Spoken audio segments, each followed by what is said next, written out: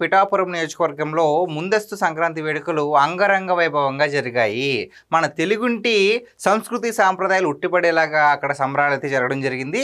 అయితే ఈ సంబరాల్లో పవన్ కళ్యాణ్ గారు పాల్గొని మరి అక్కడ ఉన్నటువంటి ఆడపడుచులతో ఎవరైతే గర్భిణీ ఆడపడుచులు ఉంటారో వాళ్ళకి సీమంతం నిర్వహించారు. అంతేకాకుండా వాళ్ళకి చీరలు కూడా సమర్పించడం జరిగింది. అంతేకాకుండా మరి గంగిరెద్దులు కావచ్చు, అంటే మన సంస్కృతి సాంప్రదాయాలు ఉట్టిపడేలాగా ఏవైతే కార్యక్రమాలు నిర్వహించారో వాటన్నింటిని వీక్షించారు. వాళ్ళతో కలిసి నృత్యాలు కూడా చేయడం జరిగింది. అయితే ఈ ముందస్తు సంక్రాంతి వేడుకల్లో పవన్ కళ్యాణ్ గారు పాల్గొని చాలా విషయాలే మాట్లాడారు.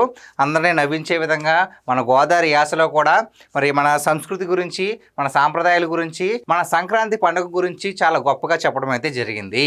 అంటే చాలామంది సంక్రాంతి పండుగను కేవలం పేకాట లేదంటే కోడి పందాలు జోదానికి మాత్రమే పరిమితం అయ్యేలాగా చేస్తున్నారు.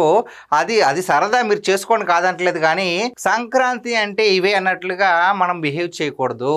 అసలు సంక్రాంతి అంటే ఏంటి అనేది అందరికీ గ్రహించేలాగా పవన్ కళ్యాణ్ గారు చెప్పారు.